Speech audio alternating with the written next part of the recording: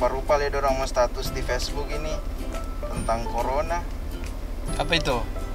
Ini Ustaz, ada yang mbak status bikin bingung mau takut corona atau mau takut Tuhan.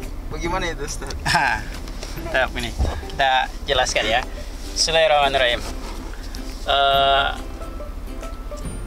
Jadi memang merupakan sebuah dilema adalah yang terjadi pada saat ini adalah ketika masyarakat awam kita itu memisahkan antara ikhtiar dengan rasa takwa kepada Allah Subhanahu wa taala. Jadi ini hal yang nampak di tengah-tengah masyarakat kita. Takut corona apa takut Allah? Yang jelaslah kita takut kepada Allah Subhanahu wa taala. Tapi berlaku di dunia ini yang namanya hukum sebab musabab atau sunatullah. Kena api pasti terbakar, kena air pasti basah. Nah begitu juga dengan corona tersebut. Jika kita tidak menyempurnakan ikhtiar, hanya mengandalkan ketawakalan kita kepada Allah Subhanahu wa taala, itu juga keliru. Sabda Rasulullah Shallallahu Alaihi Wasallam, ketika suatu saat ada seorang sahabat yang datang mengunjungi Rasulullah, kemudian dia bawa unta, lalu untanya tidak diikat. Lalu dia menghadap Rasulullah dan Rasulullah Shallallahu Alaihi Wasallam bertanya, apakah untamu sudah diikat? Katanya tidak, saya bertawakal kepada Allah. Kata Rasulullah, ikatlah untamu dan bertawakallah kepada Allah Subhanahu wa taala. Artinya apa? Ikhtiar harus disempurnakan, kemudian tawakal kepada Allah Subhanahu wa taala. Jangan kemudian mengandalkan tawakal mengabaikan ikhtiar, atau kemudian mengandalkan ikhtiar lalu kemudian meninggalkan tawakal kita kepada Allah Subhanahu wa taala. Akidah Ahlussunnah wal Jamaah itu adalah memadukan antara rasa tawakal kita dan takwa kita kepada Allah Subhanahu wa taala dengan ikhtiar kita sebagai hamba Allah. Nah, menghindari corona juga adalah bagian daripada perintah agama.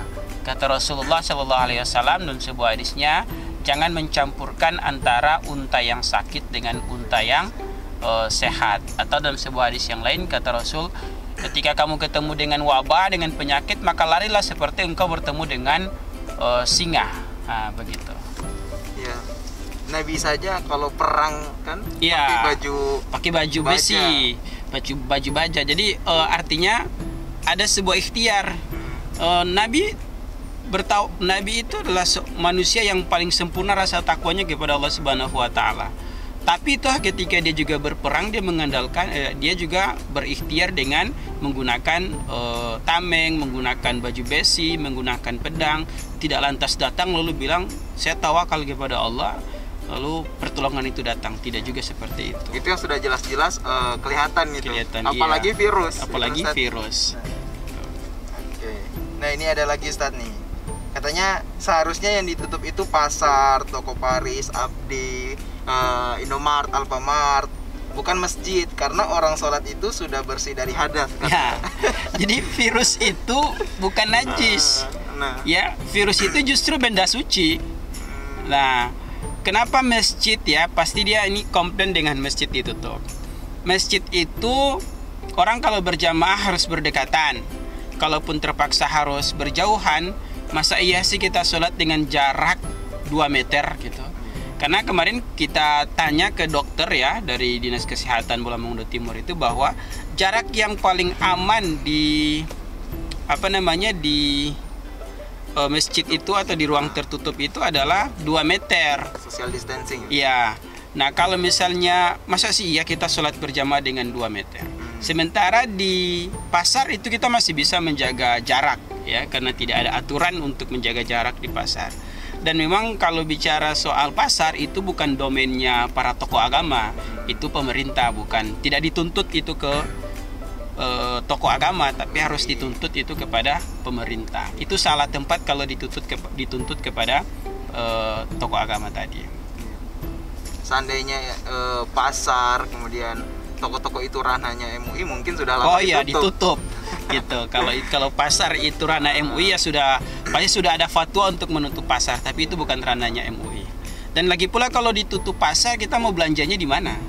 Begitu ya. Dan di pasar juga orang tidak akan selama apa sih di pasar ya, sesuai kebutuhan orang ke pasar. seperti itu ya. Ini ada lagi nih, punya macam-macam. Ya Allah, masjid ditutup, tidak ada sholat berjamaah, kenapa ditutup nanti bulan suci Ramadan gitu. Ya, jadi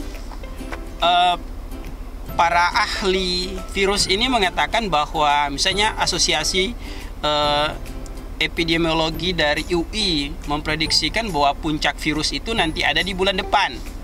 Ya, berada di bulan depan. Kenapa ditutup nanti di bulan Ramadan? Nah, ini kan tergantung daripada daerah masing-masing. Nah, kita di Sulawesi Utara baru beberapa pekan ini, kemudian kalau tidak salah 3 pekan yang lalu kita ditetapkan sebagai zona merah. Nah, baru kemudian merembet ke Kota Mobagu, Gorontalo dan seterusnya. Sekarang sudah ada di Kota Mobagu. Nah, ini artinya bahwa kenaikan virus ini cara virus ini menjangkit mulai terlihat di Bola Mongondo Raya dan Sulawesi Utara. Nah, itu sebenarnya kalau ditanya kenapa nanti bulan Ramadan, itu cuma persoalan waktu, bukan disengaja di bulan suci Ramadan. Apalagi di bulan suci Ramadan, kalau dilihat dengan sebab-sebabnya, di bulan suci Ramadan itu orang begitu banyak kegiatan yang harus berkumpul-kumpul. Begitu. Tapi itu bukan alasannya, bukan alasan kenapa harus di bulan suci Ramadan. Alasannya karena memang perkembangan virus makin naik ke sininya gitu. Nah, bahkan ada yang bilang kan itu nanti bulan depan itu adalah puncak virus di Indonesia. Bahkan gitu. Sampai tahun depan ada. Iya, ada juga yang mengatakan seperti itu. Jadi bukan sebuah unsur kesengajaan. Siapa yang nggak sedih ketika Ramadan ini sepi gitu masih? Iya. Orang saja yang sholatnya jarang-jarang kan sedih, apalagi orang yang rajin sholatnya. Kita juga sedih, tapi kan ada kaidah usul fikih yang menyebutkan bahwa darul mafasid muqaddamun ala jalbil masolli, mengedepankan, jadi menolak madarat itu lebih diutamakan ketimbang mengejar manfaat. Nah, memang kita Bola Mongondo Timur hari ini belum ada yang positif, tapi mengantisipasi itu jauh lebih baik gitu. Karena memang kita sudah melihat ini kalau kita sudah bisa membaca perkembangan virus ini seperti apa, dan apalagi akses yang dari transmisi lokal ke Bola Mongondo Timur belum ditutup, dan hari ini juga kita sudah mendengar informasi bahwa sudah ada 5 positif di Kota Mobagu. Mudah-mudahan itu mudah-mudahan itu tidak terjadi. Tapi kalau toh itu terjadi, nah ini makin menambah suasana kegentingan di Bola Mongondo Timur. Jadi simpelnya kita terapkan saja itu kaidah mencegah lebih baik daripada mengobati. Mencegah lebih baik daripada mengobati. Jangan nanti sudah terjadi baru kemudian kita bingung sendiri. Gitu ya. Jangan sampai seperti itu.